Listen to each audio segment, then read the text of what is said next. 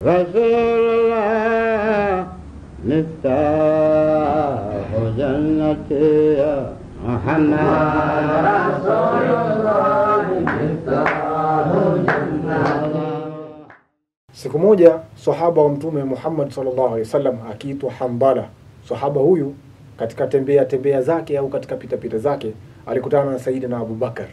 Alipokutana naye akamwambia nafaqa Handala, kwamba anajihisi mimi Handala limekuwa ni mnafiki. Sayyidina Abu Bakar kwa maneno yale akawa ameshangaa na kustaajabu, akamuuliza yule sahaba, malaka, una nini wewe Sayyidina Handala, unasema umekuwa mnafiki, kwa nini unasema hivyo? Sahaba yule Handala akasema nakunu inda Rasulillahi sallallahu alaihi wasallam, asema sisi tunakuwa kwa Mtume sallallahu alaihi wasallam, idhakirna bin nari wal janna. Huwa bwana Mtume sallallahu alaihi wasallam anatukumbusha, anatuhusia sisi kuhusiana na mambo ya pepo, anatuonya kuhusiana na mambo ya moto. Anasema vile anavyotuhadisia vile kaanna raa ya aini, kana kwamba tunaona kwa macho kwamba pepo hii hapa, vile anavyotuhadisia moto huu hapa. Lakini pindi tunapotoka kwake, tunapofika nyumbani, huwa tunasahau kwa kushughulishwa na wake zetu, kwa kushughulishwa na mambo ya dunia, kwa kushughulishwa na watoto wetu, tunasahau sana. Kwa hivyo kwa kusahau kule, najihisi mimi Handala nimekuwa ni mnafiki, kwa sababu tunakuwa kwa Mtume anatuhadithia mambo ya pepo na ya moto, tunakuwa tunaonyesha kwamba ni watiifu na ni wasikivu, lakini tunaporudi nyumbani basi huwa tunakuwa tunayasahau yote yale aliyotuambia bwana Mtume Muhammad sallallahu alaihi wasallam.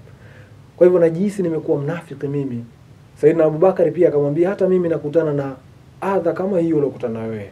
Basi wakakubaliana, wakaenda mpaka kwa bwana Mtume Muhammad sallallahu alaihi wasallam kwenda kumueleza kuhusiana na hiki wanachokutana nacho. Wakamueleza bwana Mtume Muhammad sallallahu alaihi wasallam. Bwana Mtume akauliza, mnani jambo gani? Akasema Handala, nafaqa Handala, najihisi kwamba mimi Handala nimekuwa mnafiki. Mtume akamuuliza, kwa nini unasema maneno hayo? Akasema, sisi nakunu indaka, tunakuwa kwako wewe bwana Mtume, tudhakirna bin nari wal janna, huwa unatuhadithia sisi, unatubashiria pepo na unatuonya kuhusiana na mambo ya moto. Vile unavyotuhadithia kaanna raa ya aini, kana kwamba tunaona kwa macho pepo hii, moto, vile unavyotuonya.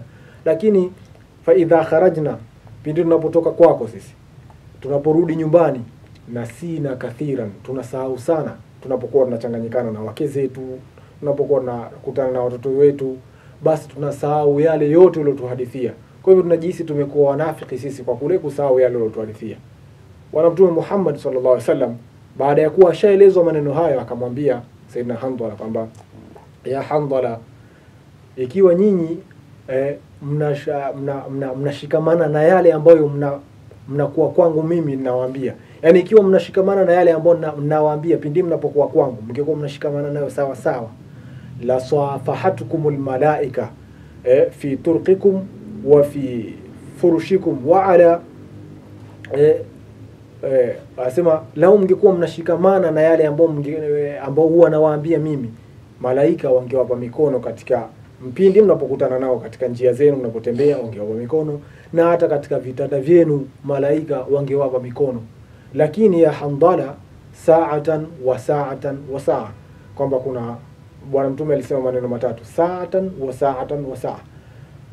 Ushahidi hapa au lengo letu sisi ni kule aliposema Sayyidina Handala kwamba bwana Mtume anapokuwa anatuhadithia sisi kana kwamba vile tunaona kwa macho pepo na moto, kumbe tunapata kujua hapa mwanadamu au wanadamu sisi huwa tuna macho ya aina mbili. Macho yapo ya sampuli mbili. Kuna al-ainul basira, jicho ile la kawaida ambayo watu wote tunaona kwa kawaida. Alafu kuna lile jicho la ndani kabisa, la ndani ya moyo. Jicho la ndani ya moyo ndio ile alozungumzia hapo Sayyidina Handala, kwamba vile bwana Mtume Muhammad sallallahu alaihi wasallam anapokuwa anawahadithia kuhusiana na mambo ya pepo na mambo ya moto, kana kwamba anaona kwa macho. Kwa hiyo jicho hili ndio jicho la ndani ya moyo. Kila mwanadamu analo jicho hili la ndani ya moyo, na jicho hili huwa linakufa kwa mtu kufanya mambo yaliyokuwa mema, mambo yaliyokuwa ya sawa sawa. Jicho huwa linakufa kabisa, kwa ushahidi wa hadithi ya bwana Mtume Muhammad sallallahu alaihi wasallam aliposema, ma min alqulubi qalbun illa walahu sahabatun kasahabil qamar, kwamba hakuna moyo wowote isipokuwa moyo huo una kiwingu kama vile kiwingu cha mwezi. kwa maana kwamba mwezi huwa unang'ala usiku, unakuwa unang'aa, una nuru, lakini pindi inapopita katika wingu basi hufunika ile nuru yake. Ndio hivyo hivyo nyoyo zetu sisi hizi yale macho ya ndani huwa yanafunikwa na kiwingu. Pindi pale mtu anapokuwa ashikamani na mambo ya khairi, afanye mambo ya adhkari, haleti amkumbuke Mwenyezi Mungu Subhanahu wa Ta'ala, hashikamani na ibadati mbalimbali, kwa hivyo lile jicho la ndani huwa linakufa kabisa, linapotea kwa kufunikwa na mawingu mengi. Swali la kujiuliza mimi na wewe, ni mawingu mangapi ambayo yamefunika moyo wako au yamefunika ile macho yako ya ndani kwa kutokujishughulisha na kufanya mambo ya khairati? Ikiwa huna jicho lile la ndani, hauna jicho la ndani la kutazama pindi unapokuwa unasikiliza mawaidha, hauhisi kitu chochote kwa jicho lako hili la ndani basi tambua kwamba wewe jicho lako la ndani limeshaziba, limeshafunikwa na mawingu.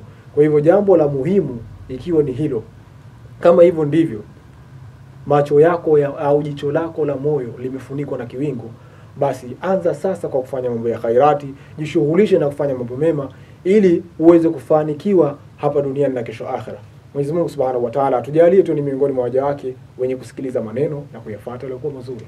Rasulullah miftahu jannati ya Muhammad, Rasulullah miftahu